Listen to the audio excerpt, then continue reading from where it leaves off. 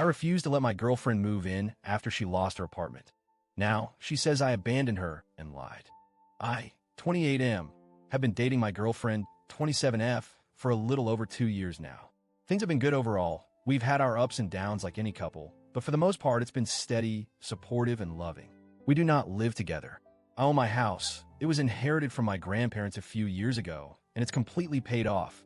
She had been renting an apartment about 20 minutes away. About a month ago, everything changed. Her rental situation blew up. Rent hikes in our area have been brutal lately, and her landlord raised the rent significantly. She couldn't afford it on her own, and on top of that, her roommate situation got really toxic. Think unpaid rent, parties at 3 a.m., mystery strangers crashing on the couch. It all came to a head, and she had to leave on short notice. She immediately asked if she could move in with me, just for a while, until she figures something out. Here's the thing. I like living alone. A lot. I'm kind of a weird guy about my space. I always assumed I would only live with someone if I was married, or at least engaged.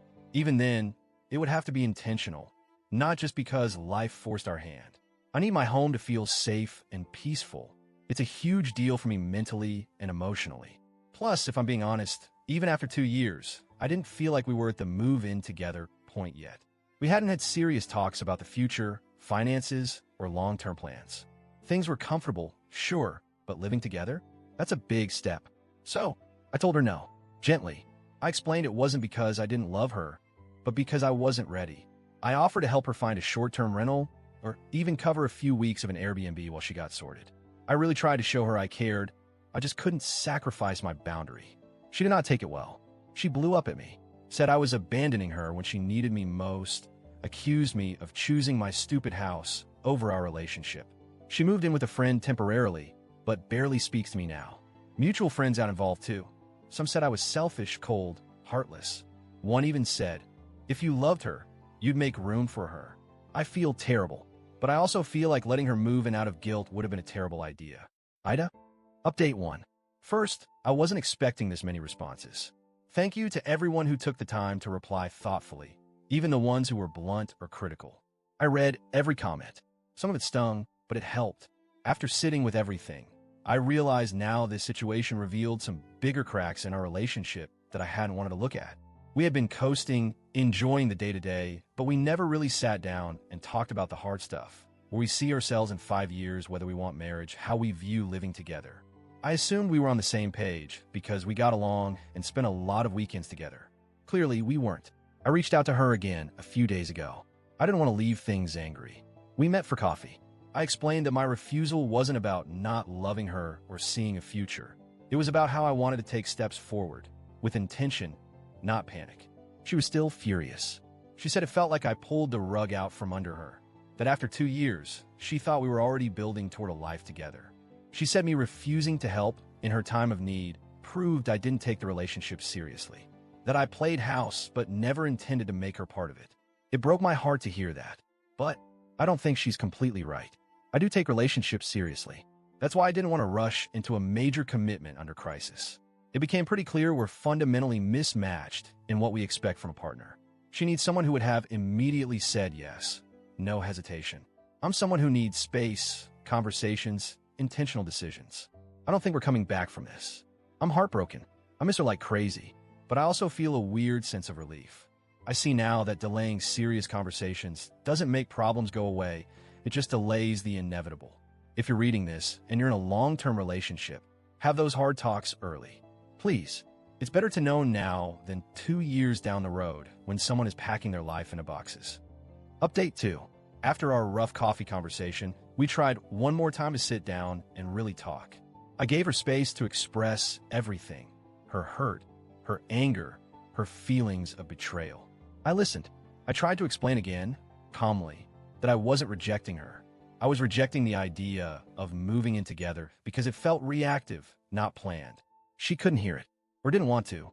She told me I never planned to make room for her in my life, that my actions prove she was just a guest and not a real part of my future.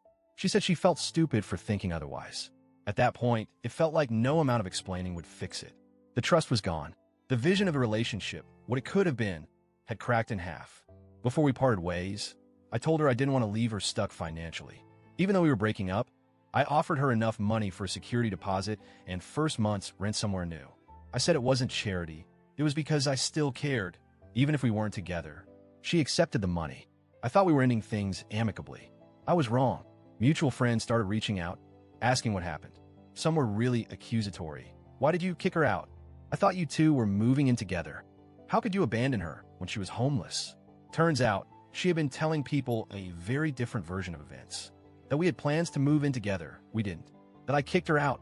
She never lived with me. That I led her on for 2 years with promises I never intended to keep. It hurt. Bad. I didn't lie to her. I never made promises about living together. I thought we had an unspoken understanding that we were happy where we were, but apparently, she had built a whole future in her mind that I never knew about. I don't regret protecting my space. I don't regret setting a boundary, but I do regret not having deeper, harder conversations earlier. Maybe it would have saved us both a lot of pain. Final update.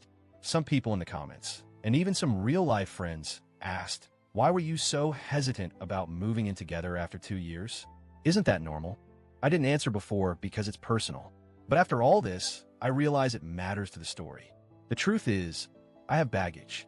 In my early 20s, I was in a relationship where we rushed into living together. At first, it was amazing, fun, exciting domestic bliss. But slowly it turned toxic, controlling, manipulative, emotionally draining. I lost myself trying to make it work.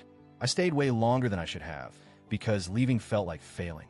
When I finally got out, I promised myself 2 things. 1, I would never live with someone again unless I felt completely, deeply safe and aligned. 2, I would never let guilt or pressure push me into a living situation I wasn't sure about. That's why I was hesitant. Not because I didn't love her. Not because I didn't see a future. Because I needed to be absolutely certain, and I wasn't. Especially not under crisis conditions. I never told my, now ex-girlfriend about my past. I didn't want to burden her or project my trauma onto our relationship. I wanted our connection to be clean, not overshadowed by old ghosts. In hindsight, maybe I should have been more open about it. Maybe if she had understood the depth of my hesitation, she wouldn't have seen it as a rejection. Or maybe it wouldn't have mattered.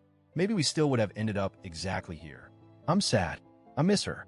But I also know I did the right thing for myself. And if there's anything I've learned, it's this.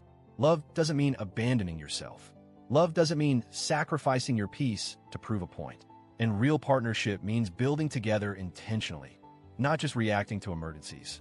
If you're someone who has a hard boundary around your home, your peace, your space, you're not selfish. You're self-aware. You're protecting the foundation. You need to build something lasting and real.